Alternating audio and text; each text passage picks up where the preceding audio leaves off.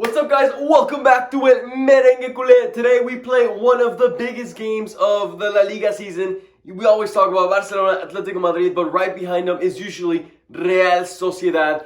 Today they're coming in, currently 4th place in La Liga. There's been a lot of crazy results. Barcelona lost this morning, and now Atletico Madrid has lost 30 minutes ago to a last-minute goal by Takefusa Kubo, our own man. But with that being said, we need to shift our focus back to our game. Real Sociedad is at hand. It's not going to be an easy game. Real Sociedad is a team known for playing very fast, very much attacking football. They're going to bring the game to us. They're undefeated in their own stadium at home this season. And Real Madrid is currently the best visiting team of the season. So we are just here for an amazing game. Look at the stadium behind me. It's crazy. With that being said, guys, let's roll the intro, and then I'll be back at the end of the first half for the first half analysis.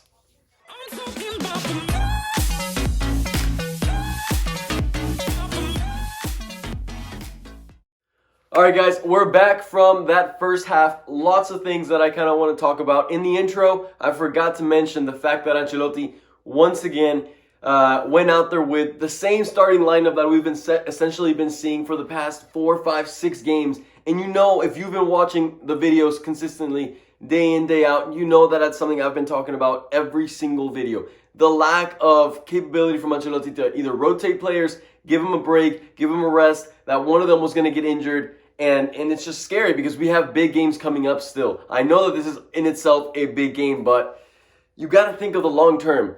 Anyways, Modric still out there. Toni Kroos still out there. Casemiro with a yellow card potential. If he gets a yellow card in these next 45 minutes, he misses the game against Atletico Madrid. Benzema, Vinicius, all of them look tired. Well, what was there to be expected? Minute 16, Benzema takes a knee. Sure enough, holding his left hamstring and has to get subbed out for Luka Jovic. I don't know, guys. I don't know. I really hope that he really just felt the slightest bit of thing, and that their instructions were, if you feel something, you get subbed out because we don't want to make it worse. I don't know how bad this could be. The fact that Benzema was able to walk off the field is kind of encouraging, but at the same time, his facial expression does not lead me to think that this is going to be good. So potentially we're going to miss out on Karim Benzema for the Inter game and the Atletico Madrid game. So whatever, let's move on from there. Luka Jovic comes on. How was his game? You know, he got to play a good 30 minutes. I think I saw him touch the ball once. Just one time, and he looks once again very quiet, very static. Doesn't move around, doesn't call for the ball. The couple of times that I did see him touch the ball, he misplaced the pass. Just not much from him. And it's really sad because he was a good player. He was a good player coming into Real Madrid that just fell off the face of the earth. It is what it is. Let's talk a little more about the game now that I got my Benzema frustrations and Jovic frustrations out of the way.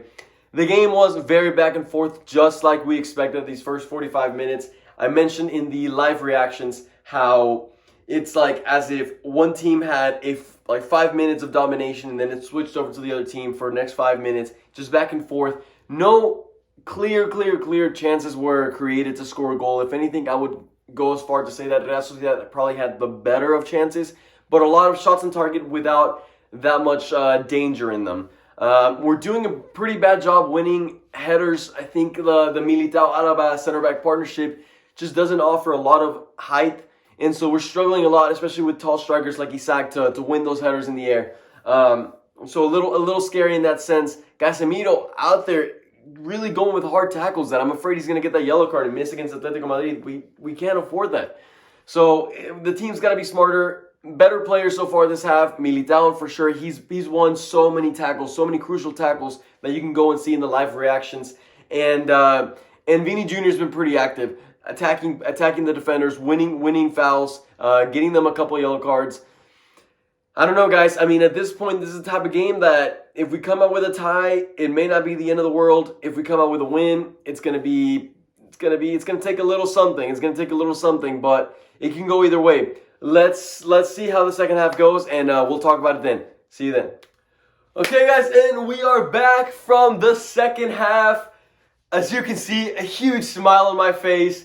those first 20 minutes of the second half were just perfect. It could not have gone any better. We got a good start, and right away from minute 46, 47, I had just come back from bashing so much on Luka Jovic. I literally said I had to get my frustrations out on him. And it's like he heard and he was like, all right, I'm sorry. He came out there and he played a hell of a half. Provided the assist for Vinicius Jr. and then later on got himself a goal, which is a huge step for him to build some confidence, which we're going to, I mean, depending on how long Benzema's out, we're going to be requiring of his services for a couple of games. So I'm really, really glad that he was able to get the assist and the goal. Let's talk a little more about those plays. That first one, once again, vintage Vinicius Jr. We're starting to get very used to it. Receives the ball, they switch the ball over to him, chests it down, brings it down, and right away, doesn't waste any time, takes on the defenders. He did that same thing today, chested it down, took on the defenders, and then Jovic did a really good job on making a run to pull a defender with him. Vinicius gives him the ball, and then Jovic does what every good striker should do, which is hold back the defender, slow down the play, and then return it to whoever just gave you that ball. Receive and go. And then Vinicius Jr., the finish, first touch to the bottom corner. Could not have been any better. Goes on to celebrate his, I believe, is his 10th, 11th goal of La Liga so far. Just beautiful, beautiful, beautiful, beautiful. And then 10 minutes from there, we get a corner kick. Casemiro wins that ball in the air and puts it in a very dangerous position that Jovic realizes and sacrifices his entire body, dives into that ball, and then gets a little flick past the keeper. Happy days, 2-0 with about 30 minutes to go. Ancelotti did the beautiful thing, which was recognize that the game was in a, not won yet, but in a pretty good, comfortable position. Took out Casemiro, who had been borderline on receiving that fifth yellow card that would put him out for the Atletico Madrid game. Another thing I want to highlight is Camavinga was the one that came in for Casemiro, and Camavinga did a really good job in that holding mid position.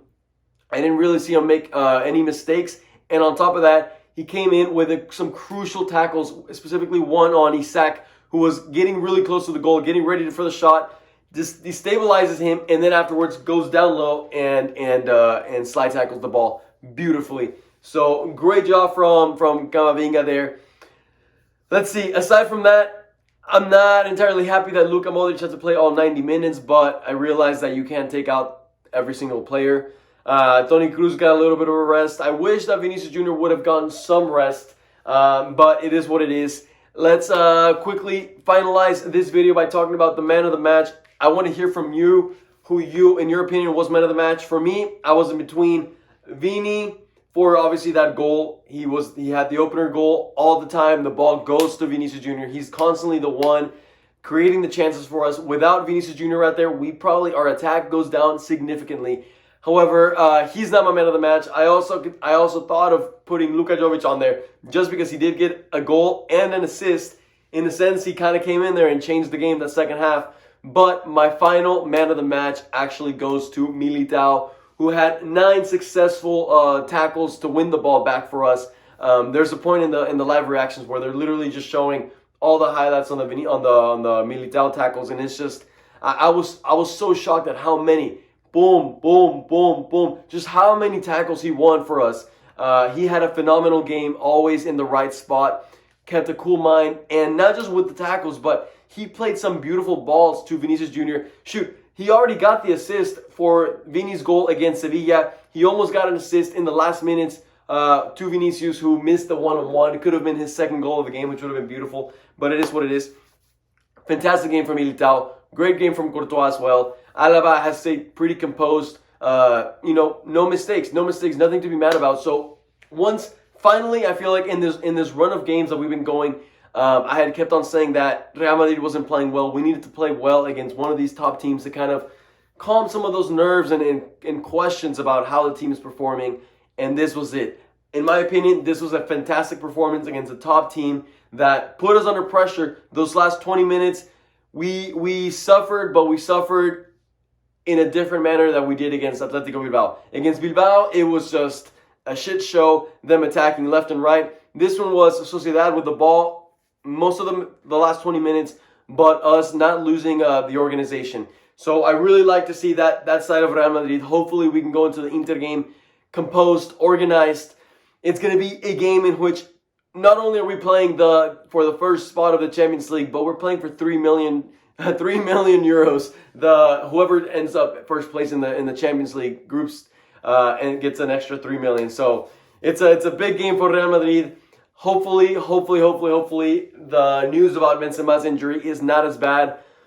I don't know, guys. I don't know. Let's be hopeful, but we'll see what happens. With that being said, let me know down below in the comments what you thought of the game. I always like seeing you guys' responses. Even if I don't respond to them, I do see them. I try to respond to them as much as I can. Make sure you go check out the live reaction video. And with that being said, I'll see y'all. I'll talk to y'all for the Inter game later on this week on Tuesday. Bayern Munich also plays Barcelona, so it's going to be a filled week.